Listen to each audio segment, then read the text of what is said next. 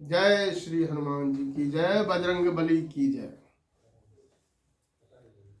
अब कथा का प्रारंभ है।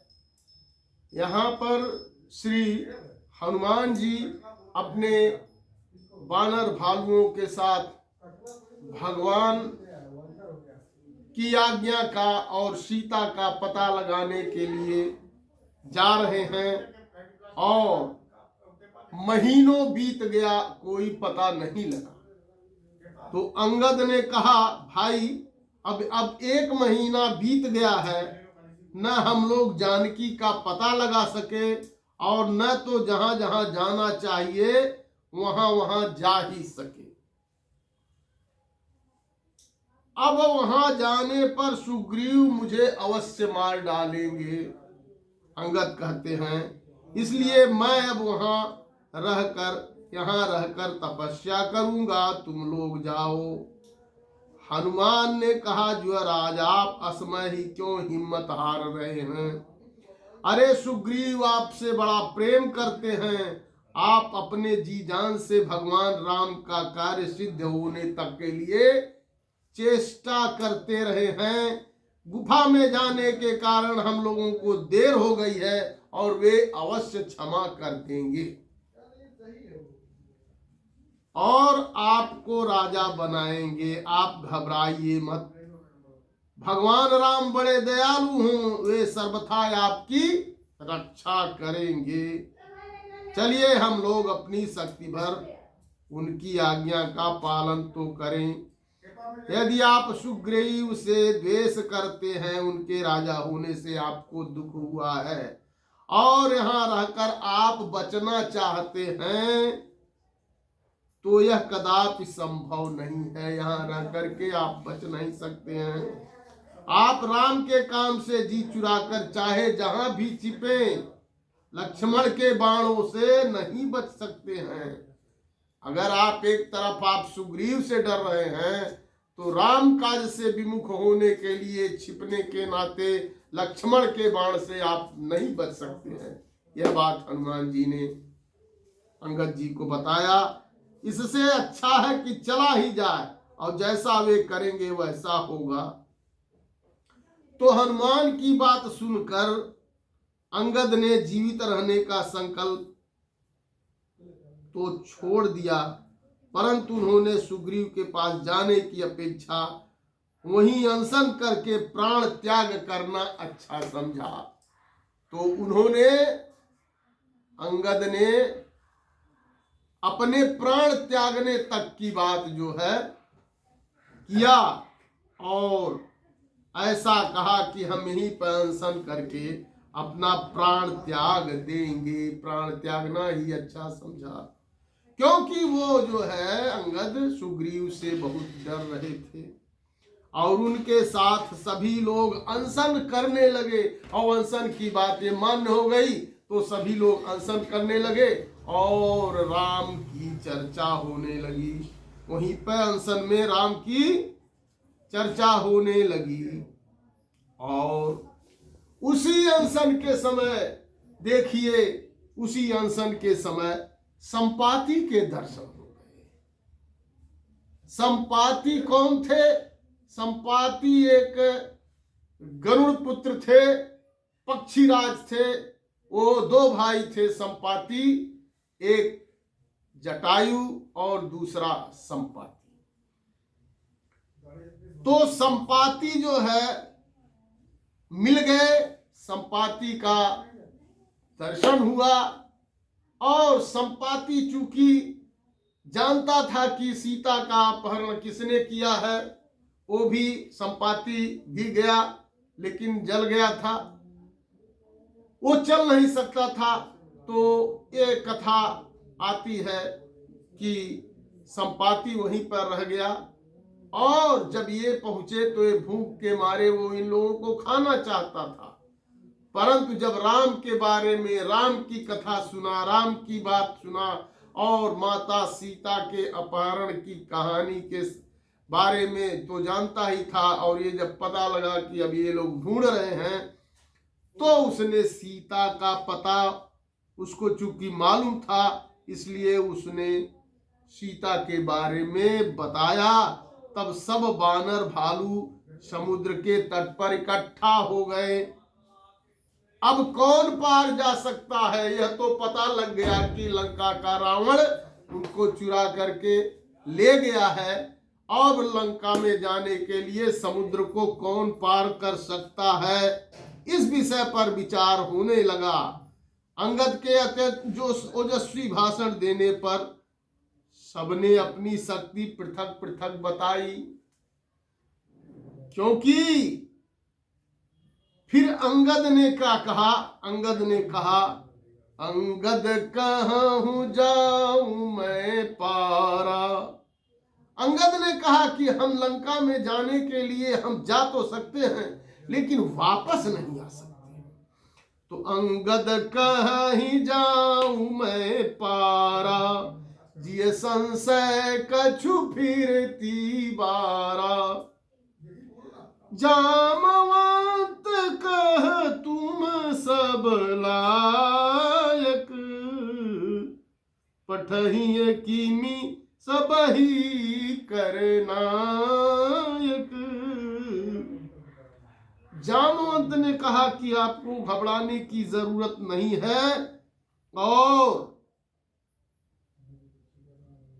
युवराज कहकर सम्मानित किया, उनके जाने का विरोध किया। उन्होंने स्वयं भी अपनी वृद्धता के कारण जाने में लाचारी प्रकट की। और अब तक हनुमान जब चुप थे तो एक कोने में बैठे बैठे सबकी बातें सुन रहे थे, और अंगद यह करके निराश हो गए थे। अब का सीता का पता मिलने पर भी बानरों में जो प्रसन्नता आ गई थी, उसका अब कोई कहीं पता नहीं था। जब जामवंत ने अंगद को संबोधन करके कहा, तब जामवंत ने अंगद को संबोधित करके कहा कि हे युवराज, निराश होने की कोई बात नहीं है, क्योंकि समुद्र पार जाने के लिए केवल बल की ही आवश्यकता नहीं है, विशाल बुद्धि की भी आवश्यकता है। और इस कार्य के लिए भगवान शंकर ने स्वयं अवतार धारण किया है, और वो राक्षसों के संहार अवश्यंभावी है। इस तरह से उनको जामवंत ने अंगद से कह करके हनुमान जी की तरफ देखा, और हनुमान जी तो चुपचाप कैसे बैठे हो। क्या कहे, जामवंत कह तुम सब लायक, पठई की सबही करनायक। अब कही रीछ पति सुनु हनुमान। जामवंत जी हनुमान जी जब चुप बैठे थे, जब हनुमान जी जामवंत जी हनुमान जी से कहते हैं, क्या कहते हैं, कही रीछ पति सुनु हनुमान, का चुप साधी रहु बलवाना। कि हे बलवान, हे बलशाली हनुमान, आप क्यों चुप हैं? आप तो सबसे बड़े बलवान हैं, आपका जन्म ही राम के काम के लिए हुआ है। हे वायुनंदन, तुम अपने पिता के समान क्षण भर में ही समुद्र पार कर सकते हो, और तुम्हारी बुद्धि अप्रतिम है। तब कह रहे हैं, पवन तनय बल पवन समाना, बुद्धि विवेक विज्ञान निधाना। फिर कहते हैं हनुमान जी से, राम जामवंत जी कहते हैं क्या, कि कवन सो काज कठिन जग माही, जो नहीं होए तात तुम पाही। हे हनुमान, संसार में ऐसा कौन सा काम है जो तुम नहीं कर सकते हो, अर्थात सभी काम कर सकते हो। राम काज लगी तव अवतारा, सुनत ही भय ऊपर बताकारा। कनक बरन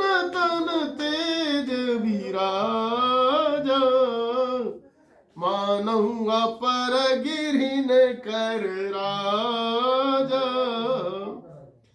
सिंहनाद करी बारही बारा, लीलहि नागहु जल निधि खारा। और सहित सहाय रावण ही मारी, आनौ यहाँ त्रिकूट उपारी। ऐसा जब जामवंत ने हनुमान जी से कहा तो जामवंत जी का बल, उनका तेज जागृत हुआ, क्योंकि उनको श्राप था कि आपको जब आपको आपके बारे में, आपके बल के बारे में जब कोई बताएगा तभी आपको उस बल के रूप में आ पाएंगे। इसलिए जब ऋषपति जामवंत ने उनको बताया तब उनका बल जागृत हुआ और वो वर्क तुरते हुए पर्वताकारा, तो पर्वत के आकार के हो गए। और हनुमान तब उन्होंने अपने बल की स्मृति ही आ गई और ऐसा मालूम हुआ कि उनके में अपार शक्ति है। तो भगवान की अनंत कृपा है और भगवान की सारी शक्ति में उन्होंने प्रदान किया है। तो उनका शरीर बढ़कर सुमेर पर्वत का सा हो गया और उन्होंने गर्जना करते हुए अब क्या कह रहे हैं? अरे उन्होंने कहा इस समुद्र में क्या रखा है, भगवान की कृपा से मैं ऐसे ऐसे सैकड़ों समुद्र लांघ सकता हूं और लंका के साथ त्रिकूट पर्वत को उखाड़ लाऊंगा यदि लंका में मुझे सीता नहीं मिली तो। और भगवान का कार्य करते समय मेरे मार्ग में कोई रोड़ा अटका न सके। हनुमान की गर्जना सुनकर संपूर्ण वानरी सेना हर्षनाद से सुखी होकर के राम राम का जयकार करने लगी। और जामवंत ने कहा, हनुमान तुम सब कुछ कर सकते हो, परंतु इस समय यह सब करने की आवश्यकता नहीं है, तुम्हें केवल सीता को देख आना है। भगवान राम के साथ हम सब लंका चलेंगे।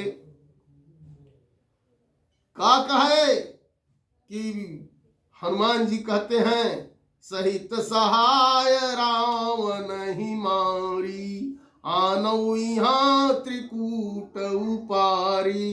कि मैं त्रिकूट पर्वत को उखाड़ ला सकता हूँ, जामवंत मैं पूछूं तो ही, उचित सिखावन दीजहु मोही।